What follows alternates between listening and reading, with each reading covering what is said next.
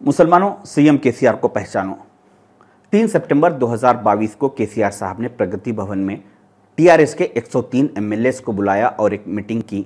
उस मीटिंग के दौरान उन्होंने अपने 103 एमएलए से कहा कि आने वाले 2023 के असेंबली इलेक्शन के लिए पूरी तैयारी शुरू कर दीजिए। साथ ही साथ उन्होंने इस मीटिंग के दौरान एक हैरत अंगेज इंकशाफ किया।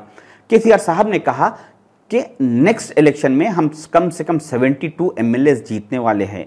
जैसे ही केसीआर साहब का यह कहना था, वहां पर मौजूद टीआरएस के 103 एमएलए हैरतजदा रह गए और वो एक दूसरे की सूरतें देखने लगे, क्योंकि एक पार्टी का प्रेसिडेंट, फाउंडर, एक पार्टी के सीएम अपनी पार्टी के 103 एमएलए को सामने बिठाकर यह कहना कि नेक्स्ट इलेक्शन में हम 72 सीट जीतने वाले हैं। इसका मतलब यह हुआ कि हम यहां पर 31 एमएलए कुछ हारने वाले हैं।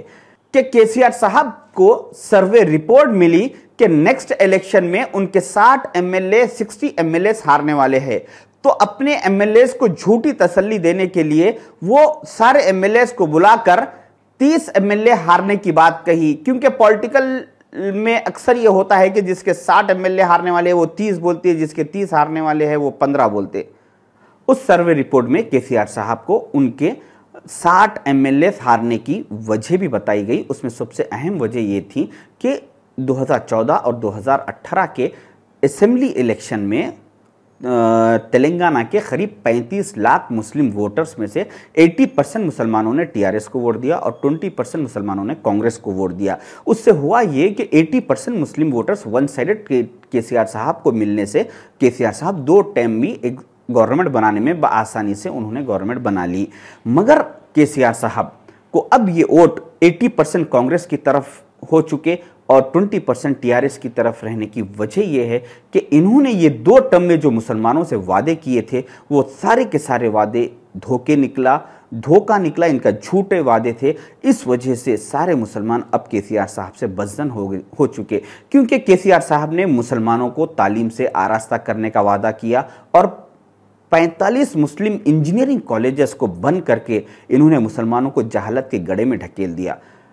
वक्फ बोर्ड को जुडिशियल पावर देने का वादा किया और वक्फ बोर्ड के रिकॉर्ड सेक्शन को सील करके और कई जमीनों के केस हार के करीब 1 लाख करोड़ से ज्यादा के वक्फ प्रॉपर्टीज को बर्बाद कर दिया। इन्होंने मसाजिदों की हिफाजत का वादा किया और करीब 10 मसाजिदों की शहादत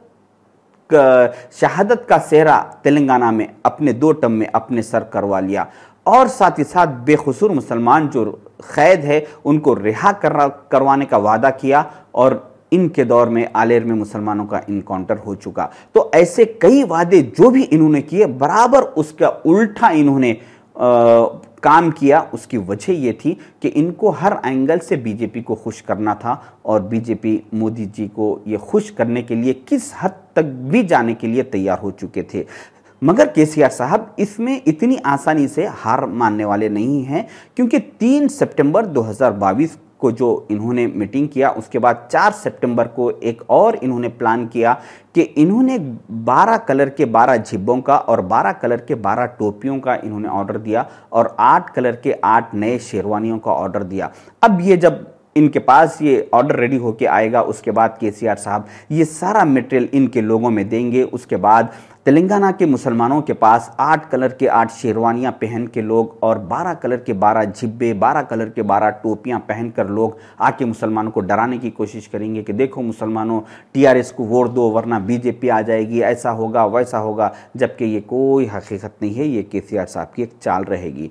ये सारे काम केसीआर साहब करने की वजह यह है कि इन्होंने यहाँ पे तेलंगाना में ही नहीं बल्कि साथ ही साथ तेलंगाना के साथ साथ सारे हिंदुस्तान में मुसलमानों को नुकसान पहुँचाने की साजिश की, क्योंकि कॉमन सेंस की बात है यहाँ तो इन्होंने इतना नुकसान किया मुसलमानों का।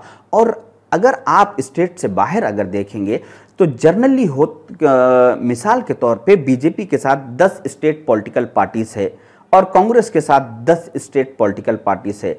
तो केसीआर साहब ने ये कह रहे हैं कि हम बीजेपी मुक्त भारत बनाएंगे, तो उसके लिए इनको चाहिए था कि जो बीजेपी के साथ अलायंस में जो पॉलिटिकल पार्टीज है, स्टेट पार्टीज, ये उनके वो उस पार्टी के प्रेसिडेंटों से, सीएमओ से जाके मिलते और उनको वहां से तोड़ने की कोशिश करते, वहां से हटाने की कोशिश करते। बजाय उसके केसीआर साहब, आप शुरू से देख लीजिए, बजाय उसके केसीआर साहब सिर्फ जो कांग्रेस के साथ है, जो ऑलरेडी कांग्रेस और उनके बीजेपी के खिलाफ जो स्टेट पॉलिटिकल पार्टीज है, वो सब मिलकर लड़ने की कोशिश कर रहे हैं।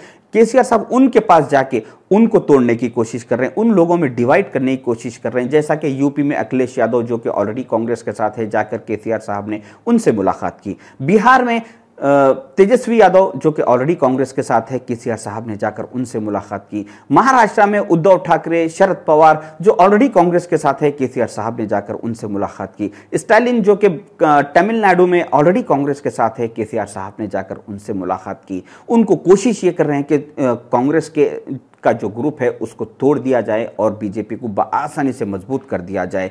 ये कभी जाकर नीतीश कुमार साहब से मुलाकात नहीं किए, क्योंकि नीतीश कुमार साहब बीजेपी के साथ अलायंस में थे। जिस दिन नीतीश कुमार ने बीजेपी को धोखा देके उनके दुश्मनों की लिस्ट में शामिल हुए, कांग्रेस के साथ आए, उसके बाद इमीडिएट केसीआर साहब फिर नीतीश कुमार साहब के पास भी पहुंच गए और उनको भी डिस्टर्ब करने की कोशिश कर रहे हैं।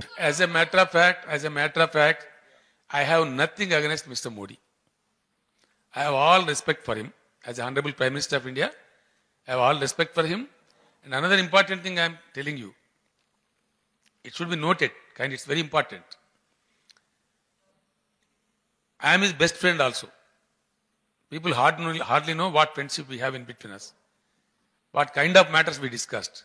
तो इस अंदाज में अभी कोई लोग ऐसा, इतना कॉमन सेंस लोगों के पास अभी केसीआर साहब आ चुका है, लोग समझने लगे आपकी गंदी पॉलिटिक्स को। आप किस अंदाज में कांग्रेस के अलायंस जो ऑलरेडी बीजेपी के साथ दुश्मन है, उन लोग को आप जो है सो उन दुश्मन के खैमे में, बीजेपी के दुश्मनों का जो खैमा है उसमें आप डिवाइड करने की, तोड़ने की कोशिश कर रहे हैं। ये आवाम जान चुकी।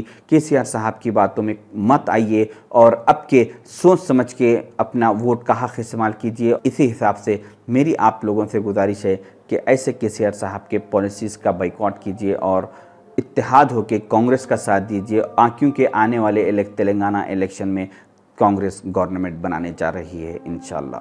अल्लाह हाफिज़।